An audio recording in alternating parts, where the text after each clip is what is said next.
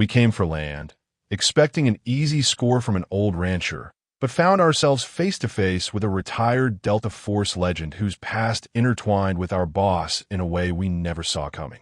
What will Carmine do when he hears the truth Elias has been keeping about his brother? The old car smelled like stale smoke and cheap air freshener.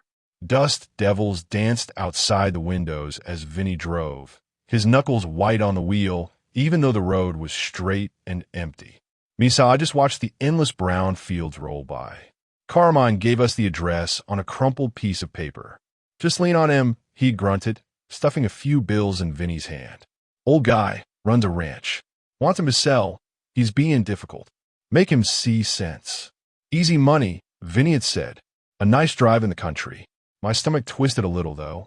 The country always felt too quiet, like something was waiting just under the surface. We drove for what felt like forever. The city disappeared behind us, then the small towns, then just nothing. Just land and sky. Vinny hummed some annoying tune under his breath, tapping his fingers. He was always like that, trying to seem cool and tough. He wore a leather jacket, even though it was pushing 80 degrees. Said it completed the look. I wore a t-shirt. My look was just trying not to sweat too much. Almost there, Vinny said, pointing at a sign that was mostly faded. Says Miller Road. Carmine's guy said it's the big one at the end. We turned onto a dirt road that was even dustier than the main one. The car bounced and rattled. The ranch house showed up after a few miles, small at first, then getting bigger. It wasn't some fancy spread you see in movies, just a plain house, a barn that looked a little saggy in the middle, and a corral with a few horses. No fancy gates, no guard dogs barking their heads off. Just quiet. Too quiet. The kind of quiet where you can hear your own heartbeat, loud in your ears. I looked around. The sun was starting to dip, painting the sky in orange and purple. Looked nice, but it felt wrong being here. Like we didn't belong. Like this place had its own rules. See? Nothing to it, Vinny said, pulling the car to a stop near the house.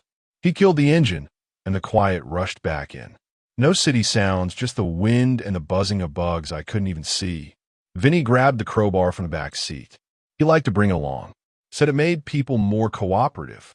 I just zipped up my jacket pocket, feeling the weight of the little something I carried. Just in case. All right, Sal, Vinny said, grinning, that nervous edge still in his eyes if you look close. Showtime. We got out. The air felt different out here, cleaner maybe, but also heavy. I looked at the house. Windows were dark. Didn't look like anyone was home, but the car was parked by the barn.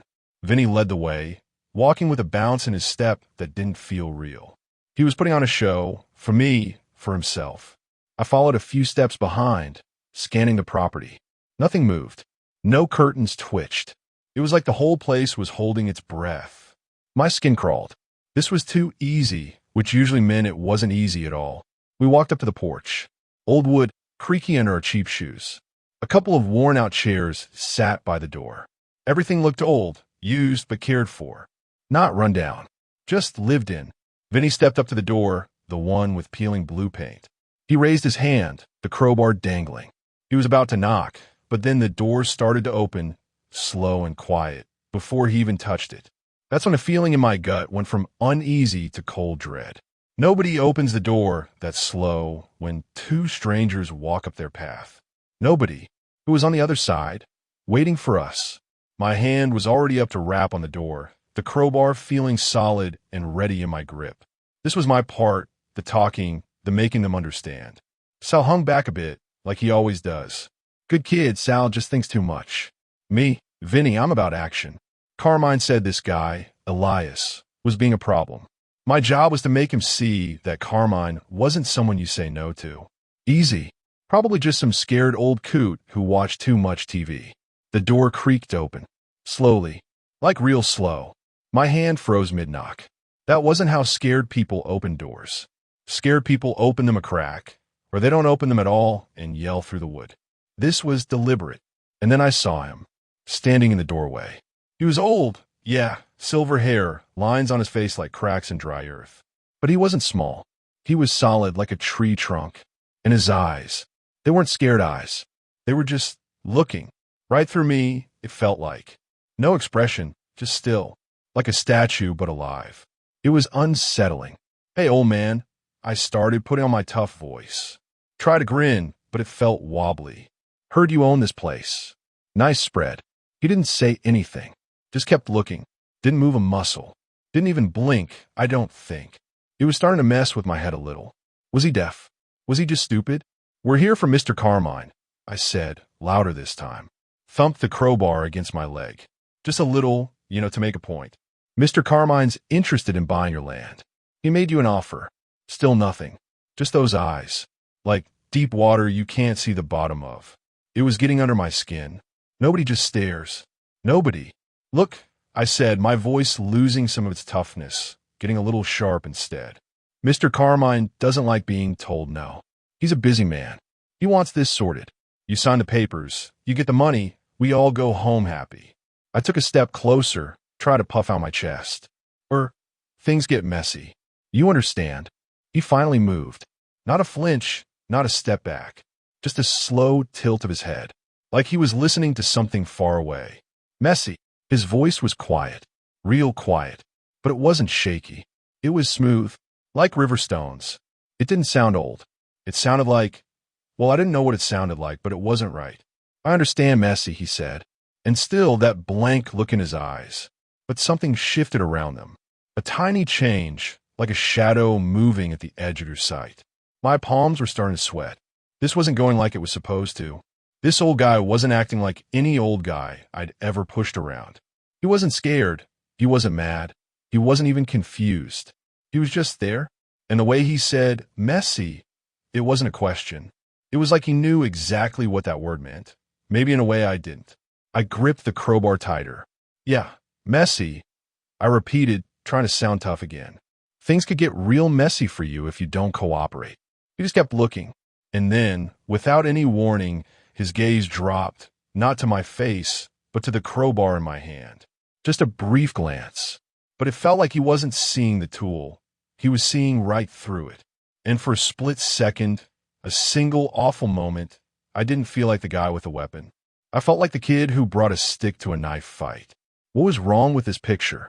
That feeling, the one like spiders crawling on my neck, got worse when Vinny squared up. He took another step towards the old man, Elias, puffing his chest out again, trying to look big and scary.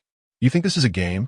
Vinny's voice was loud now, trying to cover up the shaky sound it had a second ago. He held the crowbar up a little, not a full swing, but a clear threat. The sun was lower now, long shadows stretching across the porch. Everything felt stretched and thin, like the air before a storm. Elias just stood there, still as a fence post. Didn't move. Didn't blink. "Mr. Carmine is a very patient man." Vinny pushed on, stepping closer. "But his patience is running thin. Just sign the papers, old man. Make it easy on yourself." He even took a small step onto the first porch step, getting right up close. I watched Elias's eyes. Still no fear. Nothing I could read at all. Just watching. And that was the scary part. He wasn't reacting the way people were supposed to. He was like a wall. A really old, hard wall. Vinny raised the crowbar a little higher. "Last chance," he growled. He was trying too hard. I knew it. He knew it. And I bet Elias knew it too. This was the point where most people folded. Started crying, begging, whatever. Not Elias. He just looked. It was like he was waiting for something. Waiting for Vinny to make a mistake. And I suddenly knew, deep down where the cold dread lived, that Vinny was about to make a very big one. My hand went to the pocket where I kept my little piece of protection. Just having my fingers touch the rough metal made me feel a tiny bit better, but not much. This old man wasn't just tough. He was something else. Something I didn't have a name for. Vinny shifted his weight, getting ready to swing. Just a little tap maybe, just to show he was serious. That's when Elias moved. It wasn't fast, not like a sprint. It was more like everything else froze, and he just glided. He didn't step back. He didn't step forward. He just seemed to shift. 1 second he was standing there, and the next he was slightly to the side, and his hand, that old, weathered hand, moved in a blur I couldn't follow. It wasn't a punch or a shove. It was something else. His fingers brushed against Vinny's wrist, the one holding the crowbar. Just a touch. But Vinny yelled, a sharp, surprised sound, and the crowbar clattered onto the porch boards. Vinny stumbled back, clutching his hand like he'd been stung by a wasp. He stared at Elias, his eyes wide with disbelief and pain. It happened so fast, so quietly, that if I hadn't been watching, I might have missed it. Just a touch, and the crowbar was gone, and Vinny was hurting. How'd he do that? An old man with just his hand? It didn't make sense. It broke all the rules I knew. Elias didn't follow up, didn't attack. He just stood there, exactly where he was before, looking at Vinny with the same unreadable expression. The silence came back, thicker this time, broken only by Vinny's ragged breathing. My own heart was hammering against my ribs. I didn't pull out my piece. My hand stayed in my pocket, frozen, because I knew, with a certainty that chilled me to the bone, that drawing it wouldn't make me safer. It would just make things worse. What kind of old man could disarm Vinny, who was bigger and stronger and younger, with just a touch? This wasn't a rancher.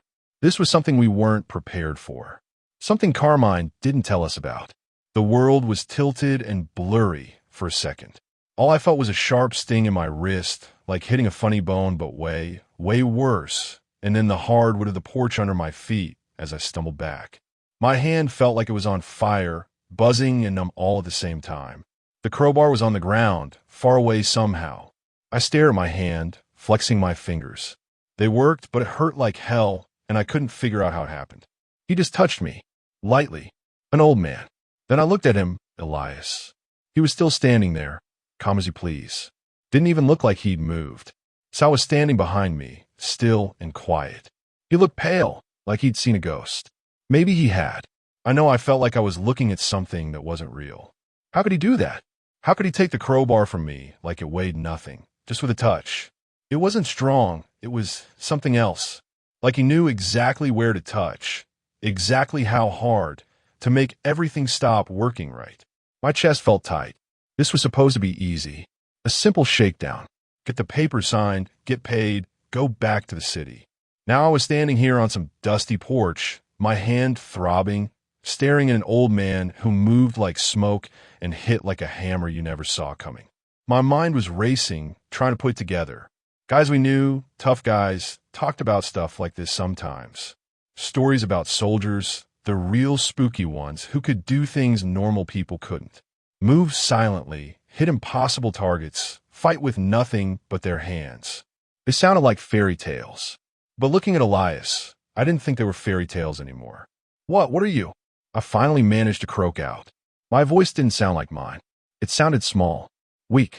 Elias just looked at me.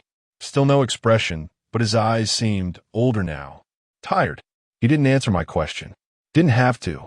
The way he stood, the way he moved, even the way he breathed, it all screamed that he wasn't just a rancher. He wasn't just an old man. I looked at Sal. He was watching Elias, his eyes wide. He looked just as lost as I felt. We came here thinking we were the tough ones, the guys in charge. But standing on this porch, with the quiet pressing in and my hand hurting, I knew the truth. We were the sheep, and we just poked a wolf. A wolf who was old. Yeah, but maybe that just meant he knew more ways to bite.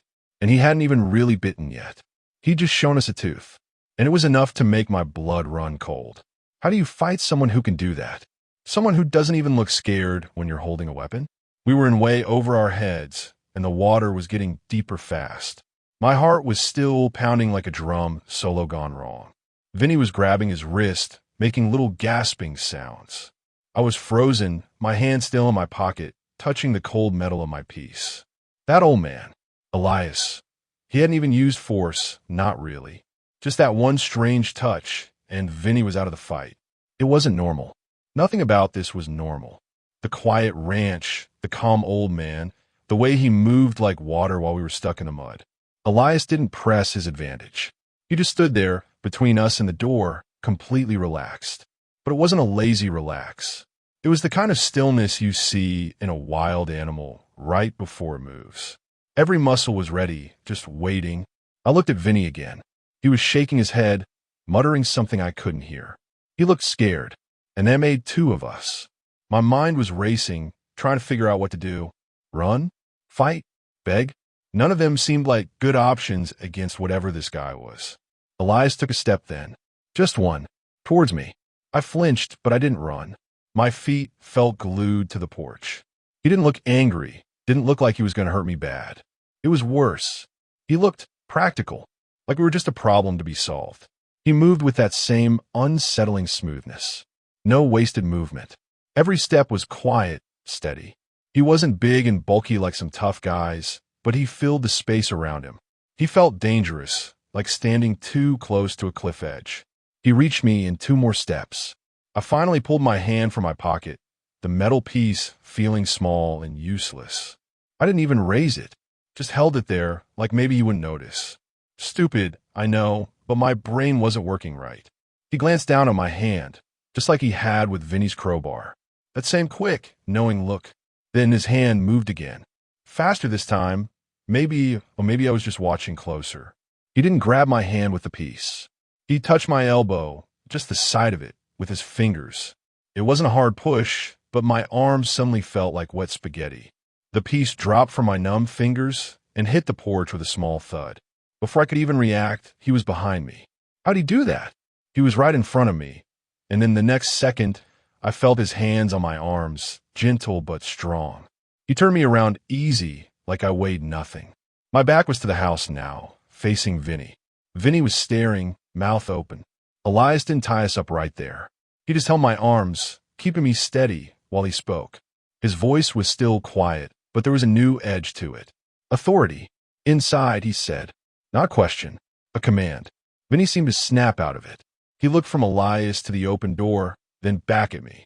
He still looked scared, but he picked up his crowbar, slowly, like it might bite him. Elias let go of me, and I could move again, but my arm still felt weird. He gestured towards the door with his head. We walked inside. The house was simple, clean, smelled like with smoke and something else, something earthy. Elias closed the door behind us, quiet click of the lock echoing loud in the sudden quiet of the house. He didn't rush us, just pointed towards the living room. A couple of old chairs, a simple table. Nothing fancy. He told us to sit down. We did. My legs felt weak anyway. Elias went over to a cabinet, took out some rope.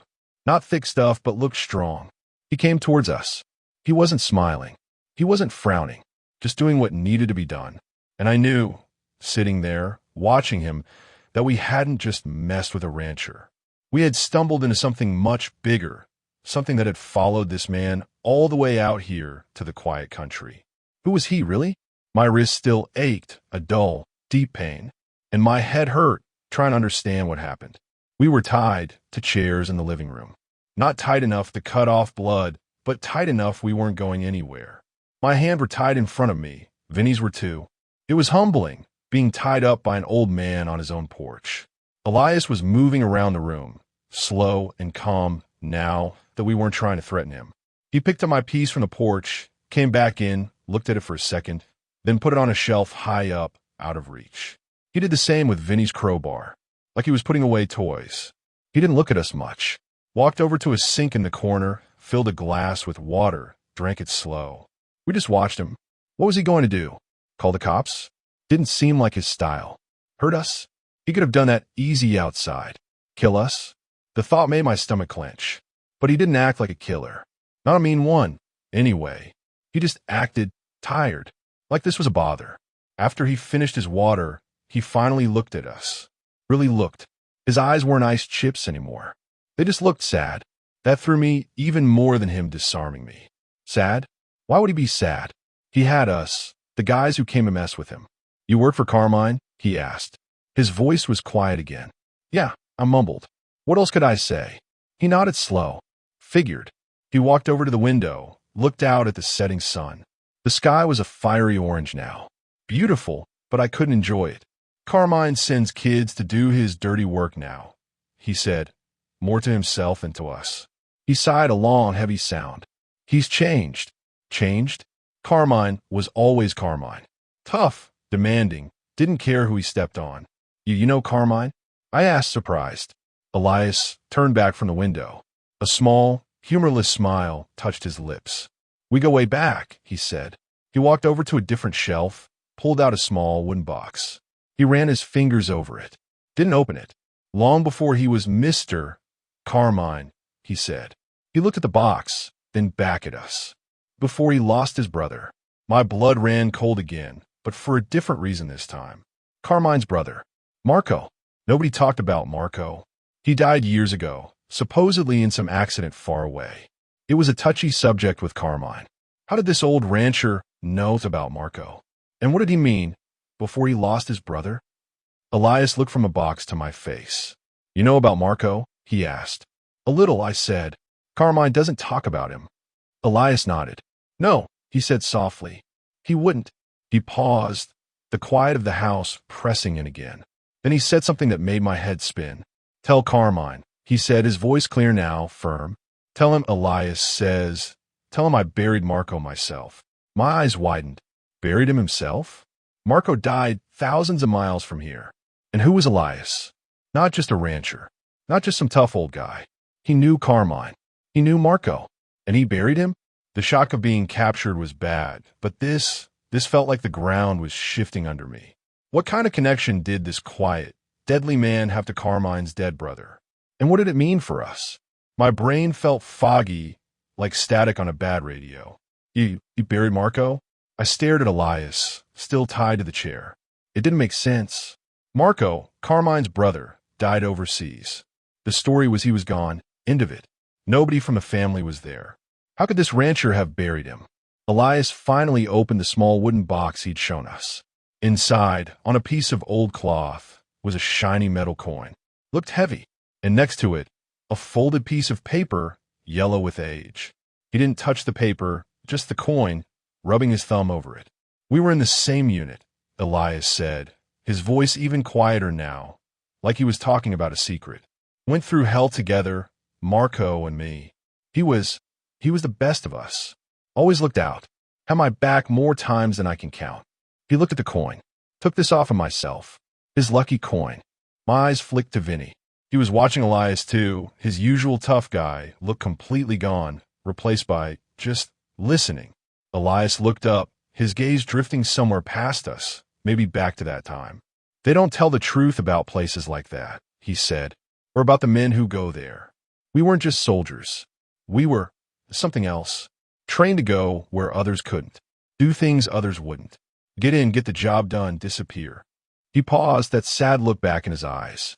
They called us Delta. The word hung in the air. Delta. I'd heard that name before. Whispers. Legends.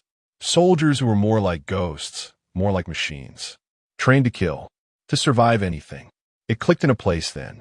The way he moved, the way he disarmed us, the eyes that saw everything. It wasn't just being a tough old guy. It was being one of them. And Carmine's brother. Marco was one too. It made a weird kind of sense suddenly. Marco was always a bit of a mystery, even in Carmine's stories. We were on a job, Elias continued, his voice steady, telling the story like he'd told it 100 times in his head. Things went bad. Real bad. Ambush. Nasty one. He closed his eyes for a second, like he was seeing it again. Marco. He saved us. Gave us the time we needed to get out. But he didn't make it. Elias opened his eyes. They looked wet for a second, but he blinked it away. I went back for him. Couldn't leave him there. Not Marco. He took a deep breath. The fighting was still going on, but I got to him.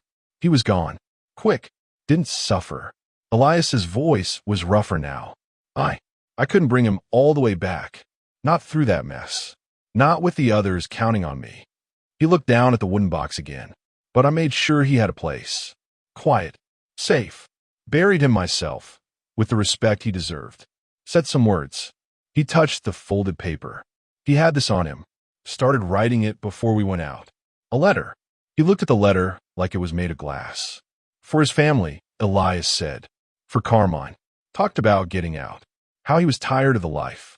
Wanted to come home, settle down, raise a family. Said he loved Carmine, even with all their disagreements. Wanted to make things right. Elias looked from the letter to me, then to Vinny.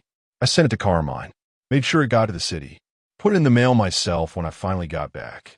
He shook his head slowly. Guess he never got it. My mind raced. Carmine always said Marco never reached out. Never tried to leave the life, that he died a soldier through and through. But Elias was saying Marco wanted out, that he wrote a letter saying he loved Carmine, wanted things to be good between them. A letter Carmine supposedly never received. Was Carmine lying? Or did the letter just disappear? Hearing Elias talk about Marco, the pain in his voice, the way he touched that coin, it felt real. More real than anything Carmine ever said about his brother. This quiet, deadly man wasn't just a former soldier. He was the last piece of Marco's real story, and he was sitting right in front of us. What would Carmine do if he knew Elias was here? If he knew the truth about that letter? The quiet settled back in after Elias finished talking about Marco. It wasn't the same quiet as before, though. It was heavy, full of things unsaid. We were still tied up, but somehow that didn't feel like the main problem anymore. My head was buzzing with the story. Marco, Delta, the letter, Carmine. It was like finding out everything you thought you knew was built on sand. Elias put the wooden box back on the shelf. He didn't look at us for a long minute, just stood there, looking out the window again at the dark sky. Finally, he turned. He walked over to me first. I flinched a little, even though he didn't look angry. He knelt down, his movements still smooth and easy, not like someone his age. He started untying the ropes around my hands. They were tight, and my wrists felt stiff. He was careful, though, didn't just yank them. You boys got caught up in something that ain't yours, he said, his voice low. Shouldn't have come here. He finished with my hands, then moved to my feet. The blood rushed back in, pins and needles poking everywhere. It hurt, but it felt good to be free of the ropes. He moved over to Vinny next, started untying him. Vinny watched him, his eyes still wide.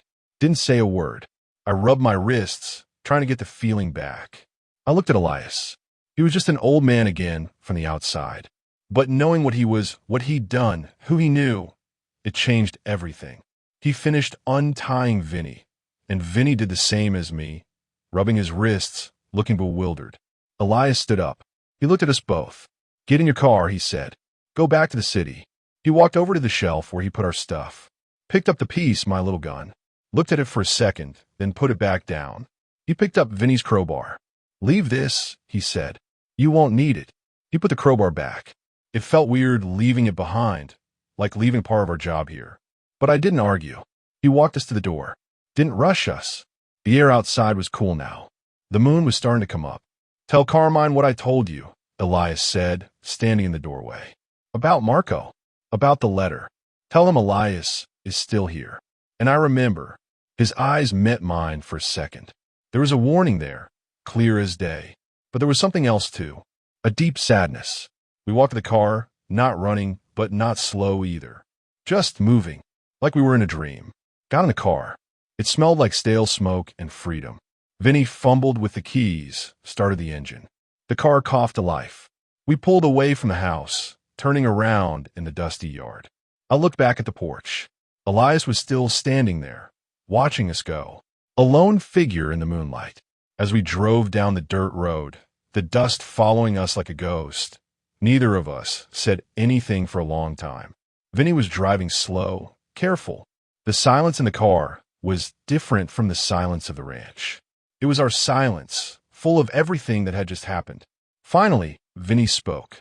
Marco, Delta, he mumbled. Carmine's brother? Yeah, I said, my voice quiet. Elias, he was one of them.